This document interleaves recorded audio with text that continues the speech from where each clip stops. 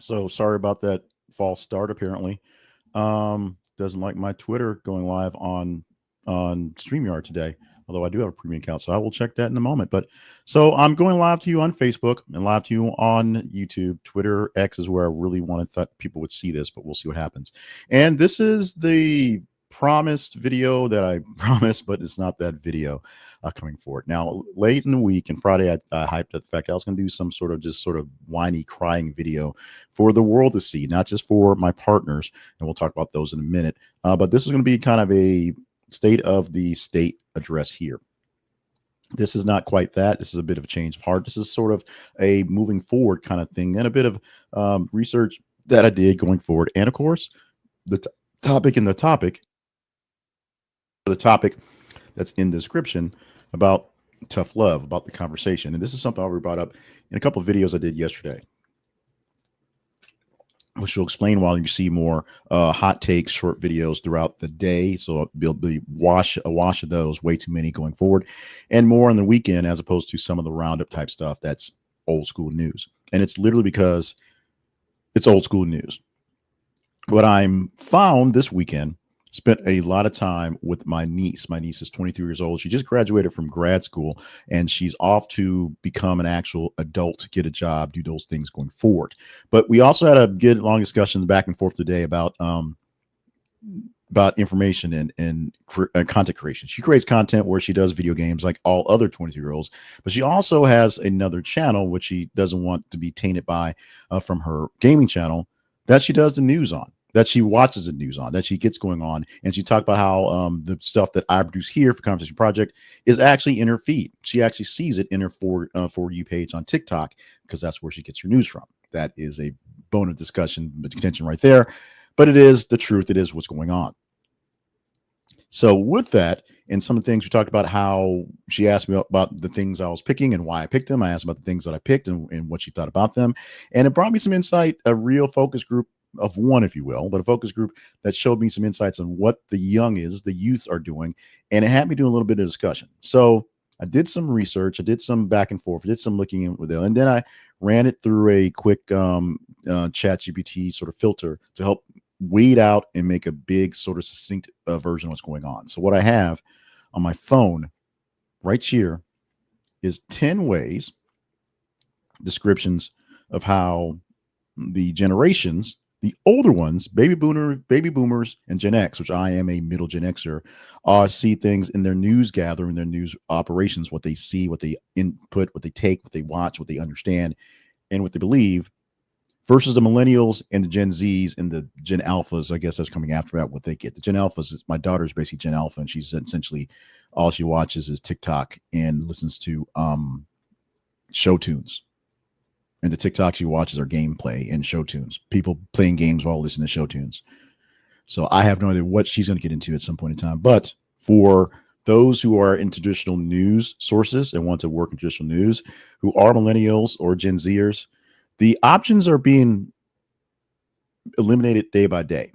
If I had my way, I'd still be working in news, in broadcasting, but the option was taken away from me by a budget cut back in the day, which at that same organization has cut more budgets to include cutting the actual news that was covered there at the station. I wanted to grow into a news station or grow into a news director and have a way to jump to a larger setting.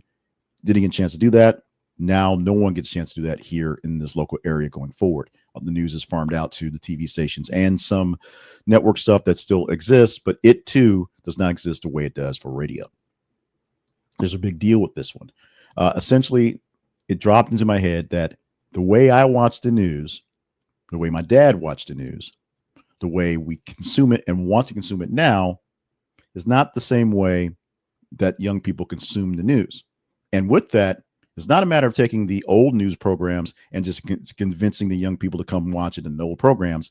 It's literally writing it and producing it and putting it out there in places that new people are watching it, and then hoping they understand the context or hoping they see more pieces like that that are in the same sort of vein, producing the same level of content, same level of knowledge, not just being looking for clicks and things like that, just being, all conspiracy stuff, and hoping they can understand the differences in what they're seeing what they're being told, and what's may not be quite as truthful and real as you think it is, or they may think it is.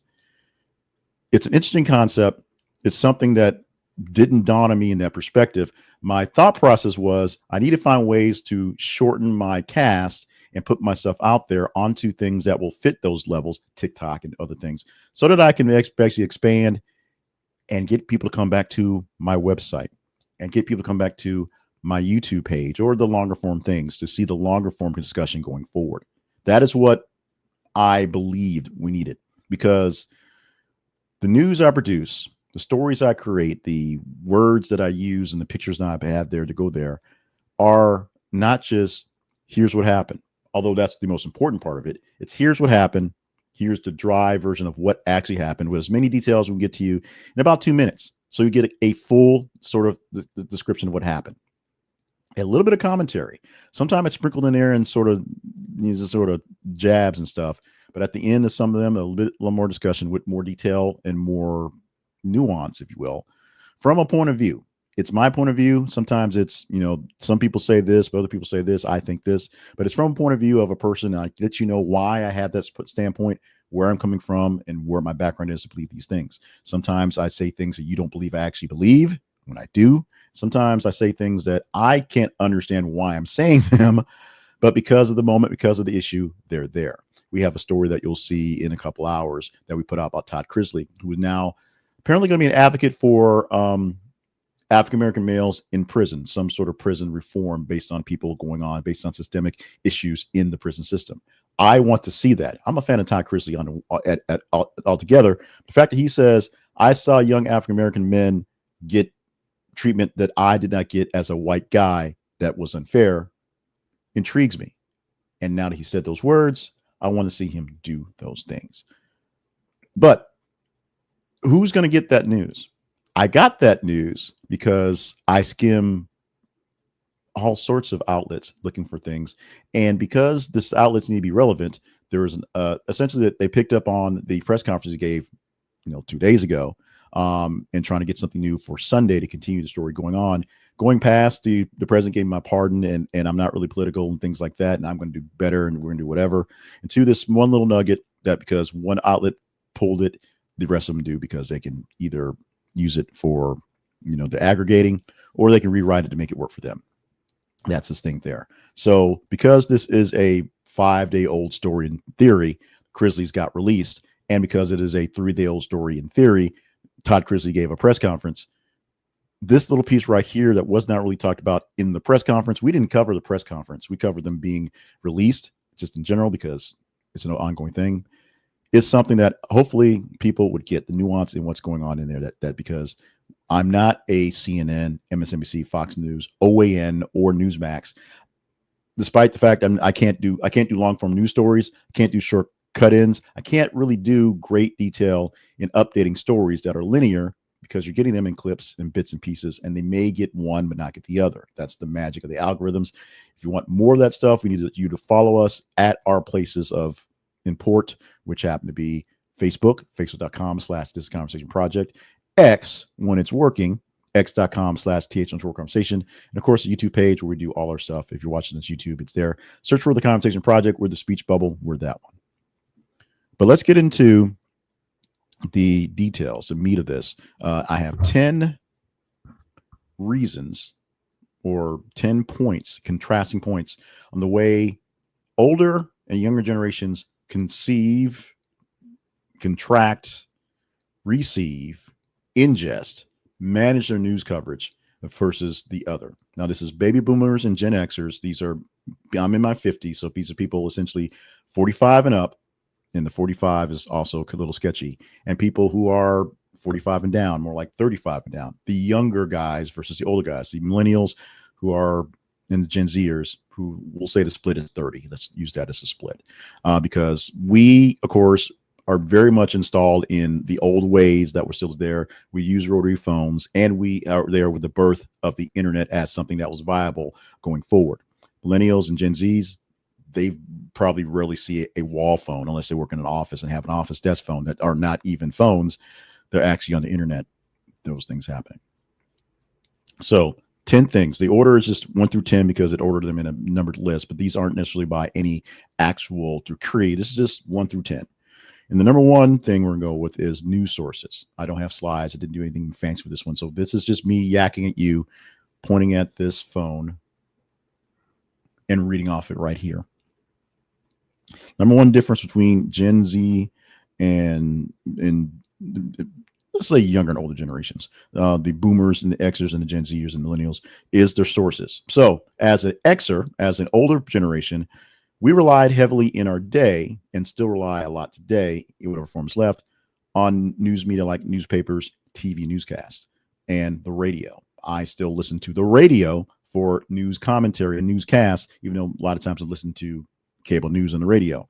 I still enjoy newspapers to a point, although they are the websites for the newspapers. They still gather the same way. They just produce it slightly differently. I actually recently canceled my subscription to my local paper just because I wasn't actually ingesting it like they wanted me to. On the iPad, it looked like the paper or what was going on. We'll see when it actually ends. We actually got our Sunday paper today. I think it ends in a couple of days based on the timeline. But we're not actually using the paper as it is, and we're getting bits and pieces from the clips because that's how it's done. Younger generations like digital native platforms, social media, YouTube, online only news outlets. So they use BuzzFeed and Vice, which of course don't exist in the same form they did, but they did in a way where they were a digital first, digital only new platform for things. BuzzFeed and Vice actually in their early days did a lot of documentary style things and deep dive stuff like that got real detailed and stuff. Now it's mostly clips type stuff and short type stuff going forward. Also on YouTube, because it's digital first, it's there for you to see, and social media where people are sharing things in their like-minded bubbles, so they get things from like-minded people, friends, bubbles like that. TikTok and the Instagram things that count as well, because there's short videos, there's information coming from folks who are looking for things that resonate with them, and that's something that works on that level. Number two is the frequency of news consumption. Now, older generations consume news at fixed times because that's when it came. You get a longer, full detailed broadcast when the news gatherers had time to put it together into something that was worthy of getting it, give you all they could at the time. If something broke or something needed to be redone, they tell you to come back later, come to it. The normal news fashion section for a daytime, this is even before cable news, was the 5 and 5:30 news, or the 6 and 6:30 news based on your time zone. We're East, we're Central, so we're 5. 5 o'clock was your local news. 5:30 was your national news. And then after that, for the hour before you went to prime time, you probably had a half hour of local news again to give you more local news, just to expand on that stuff.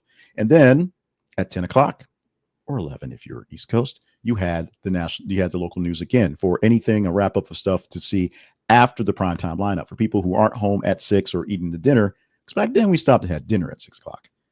You can get it before you go to bed. Plus, the biggest important thing was the weather reports. Also, there are fixed times because you had time to work on them. Radio time.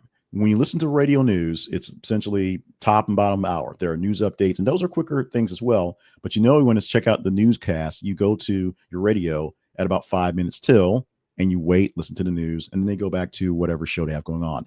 This was typical in even music stations on most cases in the day because it's what people wanted to get their information. It's where information came from. Now, it's all the day, continuous. And while your newspapers and your TVs, yes, they are continuous, you can get them anytime you want to on whatever device you want to. It's the fact that when something new happens, they don't wait to digest it and pull it into a larger package. They give you what little they know right now, and then they'll tell you more about it. And then in 10 seconds, tell you what little they knew 10 seconds ago. And then another 20 seconds later, tell you what little they knew 2 iterations ago and tell you more is coming. Then they'll tell you more is coming. Then they'll tell you more may be coming. Then you go back to the beginning, tell you the exact stuff. Then the more that will come will be some analyst who gives you an opinion, not really anything new that needs to the context of what happened. Then more recaps. I have learned in watching news, especially in the last year, but particularly last couple of months, and a lot of the Trumpy stuff we're doing, is that essentially there are the details of something happens. Something does happen, and most of the time it's repeated over and over and over again in the form of commentary, and confusion, to be honest. It's not really additions to the stories. It's just rehashing the story for people who may have missed it an hour ago, with more commentary from a different commentarier, which who may agree or disagree with this more, or may bring the heat up more or less with their arguments going forward. Number 3 is their trust in the news.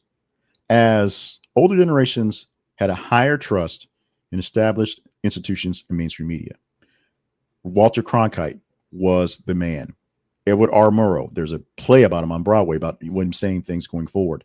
The moon landing, because they talked about it on the live news. The assassination of JFK. Watching the Space Shuttle Columbia blow up. I didn't watch it live, but I watched a newscast for it because I was at lunch when it happened. We watched newscasts all the rest of the afternoon as they covered it all day long, things going forward. These are things that happened in my time, in my generation, that were there, and we trusted those people.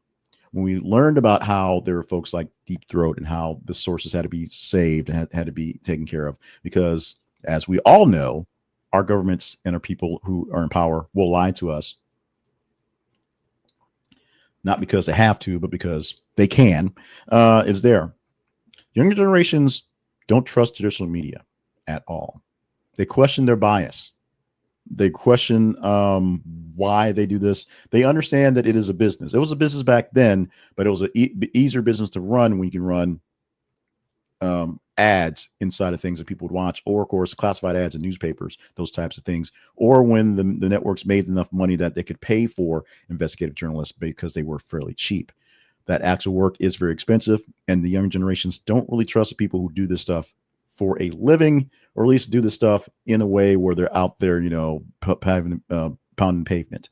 Although they like diverse and independent sources, they still actually do the same thing. They still have to get sources and talk to people and figure things out, but they don't like something that's networked, because a network should have a bias as it goes. We know that Fox News and MSNBC are two sides of a coin that basically fight and battle for their supremacy based on who you actually want to listen to and what you want them to say. They don't like that. Younger generations are not fans of that. They want to hear independent voices, people who may have something like a TNT until it starts to have issues, and then people who may get a start at some place that's traditional because they understand how things work. Then they do their own podcasts, and then they do their own newsletters. They do their own things that are not backed by anyone else. They won't pay for it. We'll get to that in a bit, but things that aren't necessarily paid by a corporate person, like CBS is paying the bill for CBS News, they don't like that. The format, things come by. We've talked about it in bits and pieces now, but the format is really important to the young folks as opposed to the older folks who just have to live with it. In-depth, long-form reporting, big, full articles that you can read on for time, and extended news segments that really go into detail on what happens in these things is what the older generations are used to. We watch the sports report for the stores, updates or scores, but then you got Sports Illustrated for longer detailed stories on how things happen, what's going behind the scenes. You get one at full length detailed things. Sure, there was a swimsuit edition. Yeah, that happened. That exists. But the reality is, you want in-depth coverage when you can get it. So not waiting for bits and pieces, whatever. You want full stories to get to digest, either in a long form, a documentary type deal, or more like something that's in your hands for an article. For younger generations, it's bite size, has to be visual. Even if it's visual, it has to have words on it. Theme-based content such as quick reads, short videos, or headlines only. They want the quick facts, and then they'll do their own research on later. They'll find other videos, other creators, other folks doing other things to go deeper into detail to how they want to hear the news. Apologies for anybody watching the replay. I'm doing this live, so as it has a tendency to get a bit excited and on longer things start to swallow in air and trigger those spasms, we're going to do our best to kind of keep that going on. I have water, have coffee, although the magic app isn't turned on, so it's going to get cool in a bit to go through this thing. And we've gone through 4 so far, 6 more to go, and then some more commentary. It's 20 minutes into this thing. It's a live feed. So it's Sunday. I expect no one to comment. I've seen 1 or 2 people drop in here or there, got bored and walked away. Thank you for stopping by on the replay, because I'm pretty sure you're going to watch the replay. Reply to any of these nuggets as you see fit. Now, the role that social media plays in the actuality of news telling and news gathering is also something that is very distinct in the vibe between the younger and older generations. My old folks and our old guys use social media to connect with others, but don't rely on it for the news. We get information, but we're looking for information on other people. We try not to live off of social media to get our direct news source. The caveat is we connect with news sources to go back to them to get the news source. Platforms like Twitter, X, TikTok, Reddit, and Instagram are the primary source to discover the news. And Instagram has been pretty hard for me because it doesn't work for the Conversation Project. I can't post articles and have links go back to any place because it doesn't work that way. So it's one of those things that just is what it is.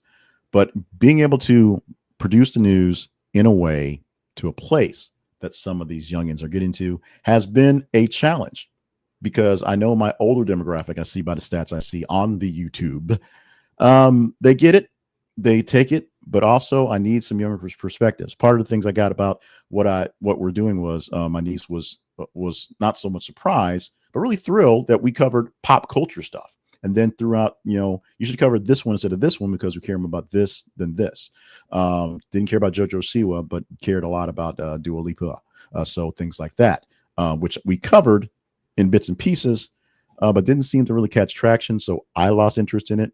Apparently it's bigger than I thought it would be, and will bring in more eyeballs going forward. So things like that. What social media is chattering about, which we'll take as a quick run test to see if you guys want to talk about it.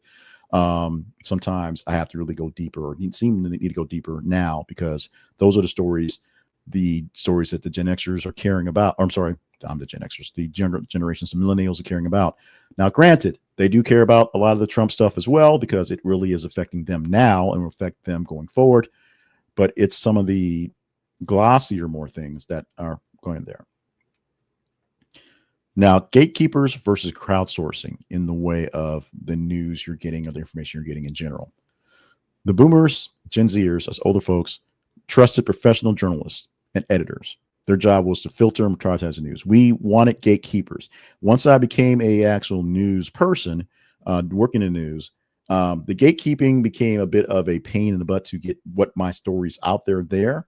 But the gatekeepers also kept some of the crazies out of the building and off of things. Unless you're writing for something like the Inquirer, where your gatekeeper really is trying to get more monsters in the gates, it was more important to make sure your news was constant and consistent, and it was not salacious and bad, and that you're learning new habits, and there were people to make sure that the standards were kept, and that in most cases you weren't putting out there faulty reporting or shoddy editing.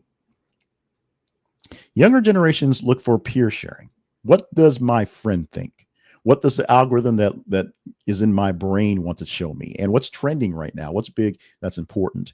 Things that come to the surface are important, as opposed to things that are sort of putting down in sort of a format. The way we think of USA Today. There's news. There's world news. There's U.S. news. There is sports. There's health. There's lifestyle, there's weather. Everything is packaged together in certain segments. When you watch the news on television, it's packaged in certain segments. If you watch a local newscast, because it's there to tell you the weather and tell you what's going on locally. Younger folks are looking for bits and pieces that are going on right there. The story we did that you'll see in a little bit on Ron Killings, the professional wrestler who just got his release from WWE, came about from me checking X and seeing Ron Killings was trending. Why is R-Truth trending? What's going on? Everyone was saying thanks. In what was going on there, they're saying thanks because he's leaving WWE fairly soon with his contract leaving. That's a trending story that will pop up eventually inside some of the gatekeeping places, inside some of the websites, if they see, or when they see it's trending, and they can put up there and get some eyeballs to that one. But it took a while for it wasn't there when I started this, and it just happened to be trending as something that people caught onto social media wise there. These are the stories people are looking for, things that are crowdsourced, people are engaging right now. That is the reason behind we do the crowdsourcing for your engagement. That's why we post the stories on Facebook and X and allow you to engage in them to give us an idea what stories are more engaging, as opposed to me going through in the morning and looking at the top trending stories. I get to look at some stories that were a bit older that are there. I also get a bit stories that are new that I think people are going to talk about, and then I pass them on, and then a few days later to catch on and turns into things. That's what happens. Unfortunately, in some of the videos we cut, and sometimes we cut things for the hot takes. It takes 2 days for them to blow up and get a lot of responses to them. Also, probably because of bots as well.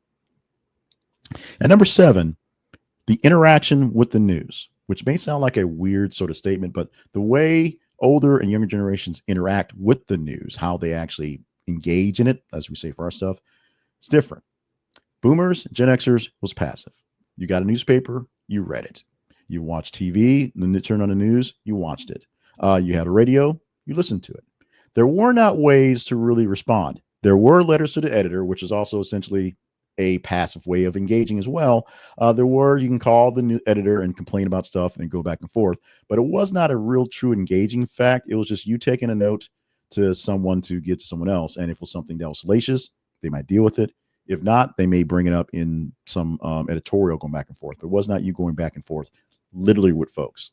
Now you can engage with the news. You can comment directly on stories and links and places going there. You can share what you see as an injustice or just a funny thing to your followers. You can remix it. You can take a news article, take a story, and you can make it into a piece of news art, if you will, and become a commentator yourself. That's basically what I do. I go through news headlines, articles, I pull them down, I get them rewritten so they're into a script form that's better. I've gotten much better at that than I had in the past. And we give you news articles, stories that we say you may not have missed, or things that seem engaging for people who may have missed it. It is something that is there. So your interaction with news, commenting and sharing and then turning into something else, creating content around other news pieces is what younger generations want, and they do very well, I will say.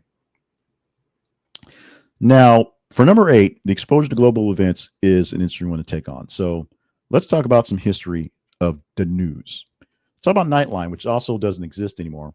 It has been officially replaced by Jimmy Kimmel Live because you need more fun stuff at night. Nightline was a nighttime news magazine, essentially what you see on some of the cable channels in the evening, but it was on TV, on network TV, ABC, and it was created specifically for the Iran hostage crisis. It was breaking news every day and going through every day what had happened for that type of event that needed some nuance going forward. When the crisis was over, ABC decided to keep it and Ted Koppel in the spot to just go over as a news magazine some of the bigger stories of the day or of the week as things got worked out. They took their time to do full-on detailed stories, longer detailed things on stories going forward. It's a lot like, for example, it'd be 60 Minutes where they did short stories every week, or like if you watch CNN, the whole story, which every week it's basically a documentary, but it's a long form story where a correspondent from the network goes out and covers something in particular. One was on bullfighting. They had a man who was Hispanic go to Spain and go through the history of bullfighting and actually get in the ring and do a bullfighting match and survived it. His mother was not very happy with him on that one. Donny O'Sullivan, who is the Irish tech guy on CNN, has done more than a few things on conspiracy theories, because that seems to be his shtick going forward on social media, things like that. So he's done more than a few things dealing with conspiracy theories and how people interact with things going on. He did one recently on the January 6th people all getting pardons going forward. Did one on the return of JFK Jr. because he wasn't dead. He was going to come back in Dallas and run for vice president with Donald Trump. And how so many people, I just have to say, fell for that. For the younger generations, they can follow international news anytime they want to. For us, it was small packages in bits and pieces of things. Maybe a CNN or MSNBC or Fox News had a larger package that did a long form thing. And like I said, for that the whole story, or for Nightline. But because people in the area are sharing their stories, sharing their struggles, sharing their strifes on social media, you get to see what they're going through. If you want to see what's going on in a war zone, someone in a war zone probably has a cell phone and is putting up pictures and videos going on. The earliest pictures of what's going on for both October the 6th from the Israeli standpoint, what was happening in the massacre that was that, and the subsequent days going on in Gaza as the Israelis went to retaliate, came from social media, came from people's phones, came from pictures that were uploaded to the cloud and into TikTok and things like that. And from there, people engaged with them and turned them into news stories on their own. So you get a chance to get global events because people in those areas are producing those things for you to see. You also have access to global newspapers, if that's what you're looking for, to pull that same data. I can pull more things for global stories because I can search the web for a paper that's in the area. And by irony, papers like publications, I think publications like the BBC and the Mirror in the UK and some things that are in English language stuff overseas do their best to be world news type things anyway. So they cover things on this level as well. Those newspapers cover things as well. CNN covers things as well. MSNBC, blah, blah, blah. But we get a better chance now to see things because we can get them directly from people's voices, people's phones. Verification, that's where the gatekeepers come from. Back in the day, you would take a couple minutes to look it over, see if it's worthy of showing, seeing if it's really disturbing, and then try to verify where it came from and who did it. We're seeing a lot of problems right now with verification being an issue. People can't quite figure out how real things are. And real irony we have is our president tends to drop out things that come from somewhere that aren't quite what he says they are as well. Subscription behavior, how we subscribe, how we literally pay for the news we gather, the news we attain, the news we consume. As a Gen Xer, definitely as a boomer, we'd subscribe to something. We would buy a newspaper or go down the street and get a newspaper or get a news magazine, get that Sports Illustrated, pay for the monthly subscription, and of course, get a sneaker phone in the process to get these things. Your cable news network and packages, you pay for cable and you watch cable. You sit there and watch the packages. You pay the bill for that. You watch the full 30 minutes of a newscast and you pay attention to the sponsors and you go buy soap or buy toothpaste or those pads with wings, if that's who their brackets are. If that's who's going to put in the money to give you good news, you will support those guys because you want them to continue. Now, these kids these days, they don't pay for anything. The original days of the internet sort of led us to this where the internet wanted to be free, and then the people doing stuff on the internet realized they could not make a living doing things for free. And that's sort of where our millennial and Gen Z or Gen Alpha folks are at right now. They don't want to pay for it. As long as they can stay on their parents' plans, they will do it.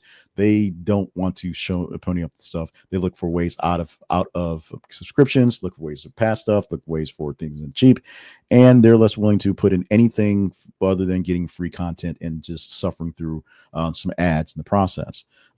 It is what it is. Yes, they still get ads. That's what's there, and some of the ads are just as terrible or worse than they were back in the day. But if it means not paying for things, it's not paying for things. I pay to have ads removed. One thing my daughter JJ is blessed to have is everything she has that's a source of a feed something. If it's YouTube, if it's whatever she has that she streams on, she doesn't stream on very much. Mostly it's YouTube for the most part. We pay for a subscription so she does not see ads. I do that on purpose because I don't want her seeing ads. She goes back and forth from some kiddie stuff still because she still watches some of the silly content where people are playing games to some more larger content, which is videos that are, oddly enough, like mine, except they're younger people and they're funny about it. We've talked about in the fact that she was watching some video on some creator. It's like, yeah, I watch that all the time. And then she looked at me funny and then she probably stopped watching that creator going forward. But yeah, the younger generations don't want to pay. So they're going to find things that are going to be ad supported or something that is basically flat out free to a point or something they can overly share with other people to get things out of it as opposed to paying the subscription to get it up front. And the biggest issue, and this is the biggest thing that I have a problem with and why I produce the things as I do and as I work to update how I'm going to do things in the future, take a look at how I'll do things, make sure that they get taught. Now, older generations, and there's a caveat on this one because older generations tend to believe what they're seeing in their news reports, although we have seen in many older generations sort of we'll say, foxifying and of news stuff where people are believing things that are really outlandish because they get it from a source they're going to believe, they will actually do a better job, or did do better jobs, differentiating news from opinion, even in cases where people are watching too much OAN, because the news coverage, while added opinion to it makes it a bit dodgy, it's presented as a news coverage. It's not presented as watching a commentary going forward. Although you see those things, they basically don't blur the lines. They say this is a commentary talking about news versus this is news, even if there's way too much commentary into this one. Think about Rush Limbaugh as the most famous radio announcer probably ever, and what he did going forward. He called himself America's anchorman because he gave people information on news stories in the coverage he did.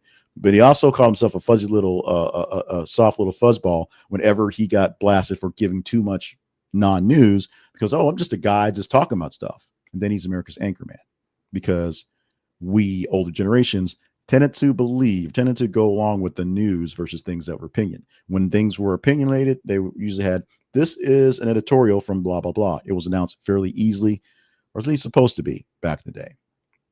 Now, not so much.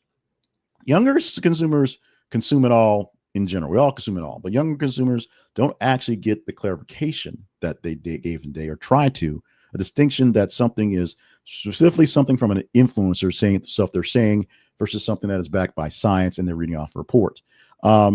Things get dodgy when Robert F. Kennedy Jr. talks about things about vaccines. He's been a vaccine denier for most of his career and essentially made a career suing people over those things, and now he's in charge of the vaccines. So when he says things in a press conference, in a grand stage in front of a podium with lights, those are real news source things like there, that because you may or not believe his point of thinking, you may take it in. On the other hand, Kim Kardashian says you go buy crypto, you might buy crypto. It's influencer. It's an ad. Sure, there are plenty of bad ads in long form TV, but it's one of those things where you have to really understand where the news is coming from and what's going on. Whether it really is somebody spouting off opinion before the fact, based off a fact, or if it's a bunch of facts and how things will actually interact towards people. There's a good and bad side to basically everything. We can talk about the big, beautiful bill and talk about how, yes, we need to do some reforms. And yes, there are some wastes and cuts that need to be taken care of. But the many talking points you're hearing from the Democrats specifically, and many Republicans who, are really serious about cutting stuff, and they want to cut stuff as well, and not just to give billionaires tax cuts, is what it actually means. When we cut these programs, these many people get off the rolls. Doge, for example.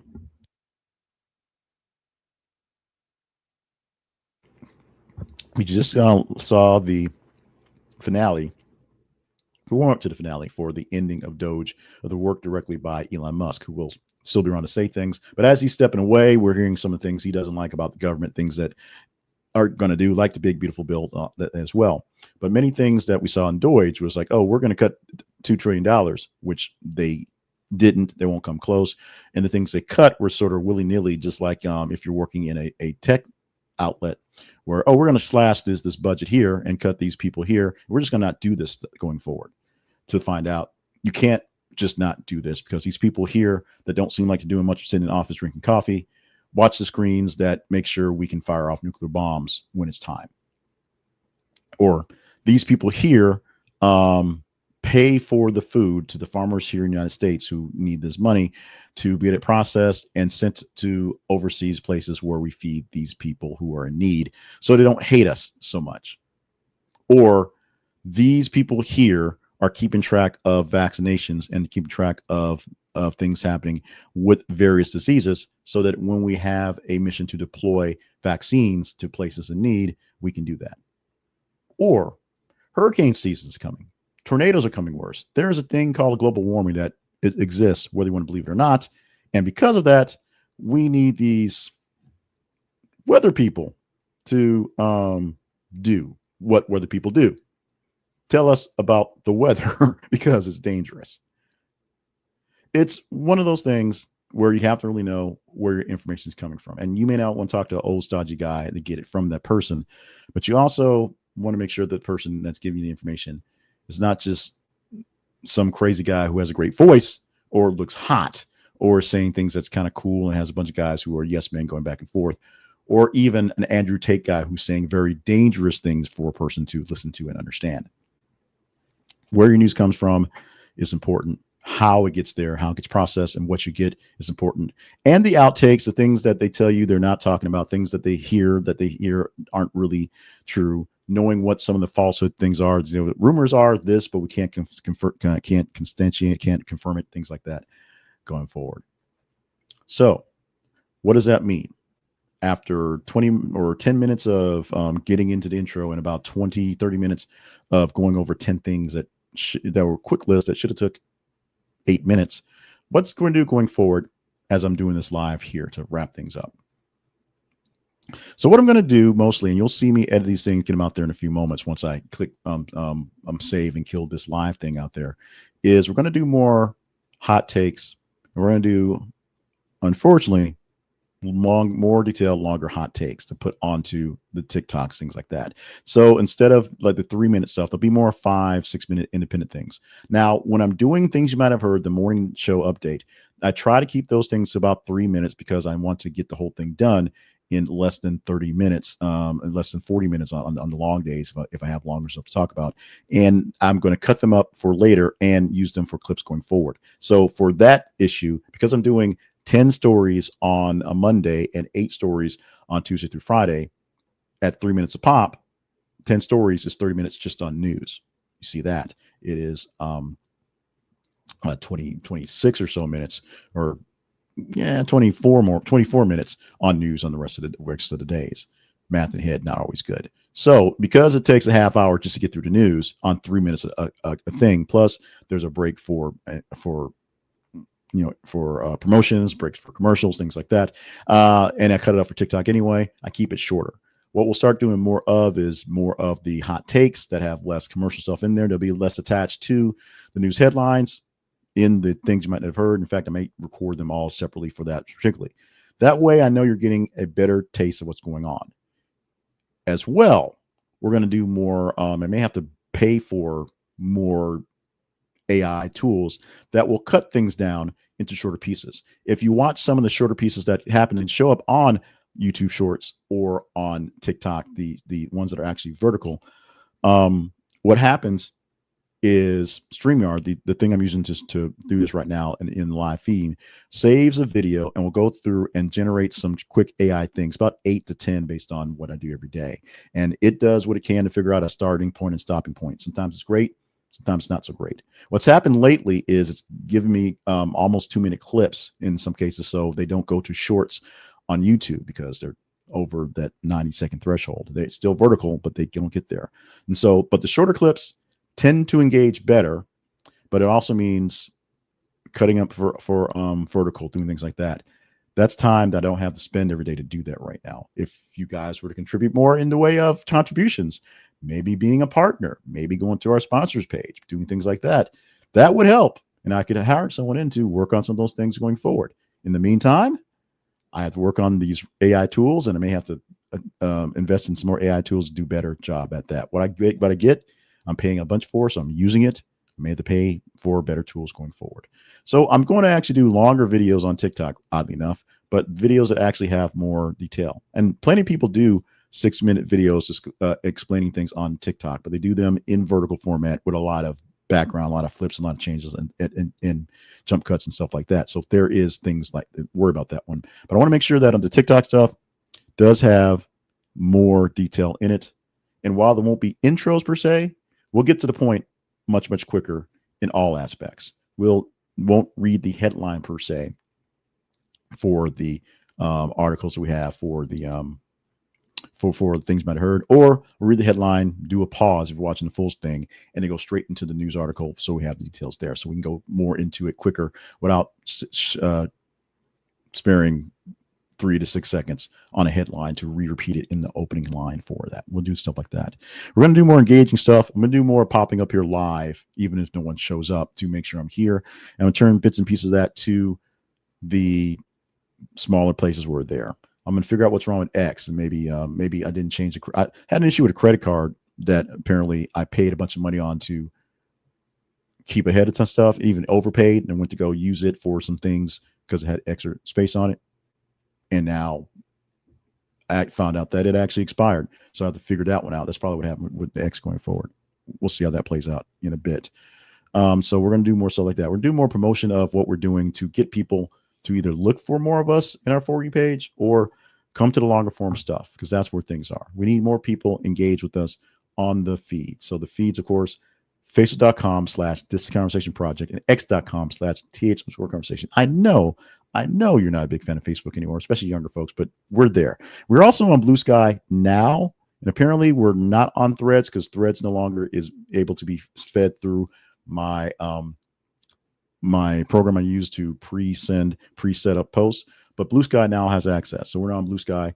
I can't figure out any sort of stats, and I don't have many followers there. So follow me on Blue Sky. We'll put that out there as well, so you can do that as well and go grow that. We're not looking for much out there. Blue Sky is what it is, but the world is still living on Twitter, on X, so it is what's going on there. So those changes are there. Other than that, we're going to make sure we're getting more better, more gooder, more distinct in the actual details we're getting. Now, most of what we're getting is me reading articles from various sources and me putting them into a chat GPT or other AIs, or pulling them off of Ground News as well. We're not using Ground News as an advertiser today, so I'm not going to talk much about them. But seeing what other sources are talking about them, reading back and forth, and understanding what's being said. I'm not a big watcher of Fox News, but I read a lot of their articles on their website because I want to see what they're covering things. And when something big happens, that's a long breaking story that's live, I will cut to Fox and cut to MSNBC and cut to CNN to see how they're covering it, what they're talking about, especially if it's a president's speech, because many of the other places will cut away after he starts talking the crazy stuff. Fox will stay with it for much, much longer, although now they're starting to cut away from things faster than they were in the past. So if you're a fan of me, I thank you. Do what you can to help us keep things going. Follow us on our feeds on Facebook and X. Follow us with the videos on YouTube, Facebook, and X. Follow us on TikTok at The Conversation Project, and go as well to see what's going on there. All the links to all the places are in the description for what you can see here to get to where we are. We also have an email newsletter, which every single weekday morning, instead of just reading out the stories to you or seeing me talk to you in the pictures, you can just click links for the short descriptions and see what is trending with you guys directly. Or you can get my voice telling you these stories and not my face in the pictures via the podcast links on wherever your pods are cast. They're there as well. With that, I got a little bit of editing to do because we have some evening family things to get to here. Thank you anybody who popped in here or there who cared to do that. Come back if you're watching this on the replay, reply where you watched from, what you want to do from this, and what do you think about the list that I compiled with the help of my computer friend over there. Love you, mean it. This is a Sunday thing, so tomorrow morning, Monday, we'll be back about 8:30 a.m. Central Time to give you 10 stories in the weekend, and we're going to do some updates on how we provide some weekends. So we'll be still relying on you guys to help us pick out stories, but sometimes there'll be more stories that just catch my attention that need to be told because the engagement and timing isn't working. It is what it is. And if something seemed to be more engaging by other people that don't quite follow us on the TikToks, we'll do our best to get it there. That's it. We're done. Watch another video and we'll see you around the corner.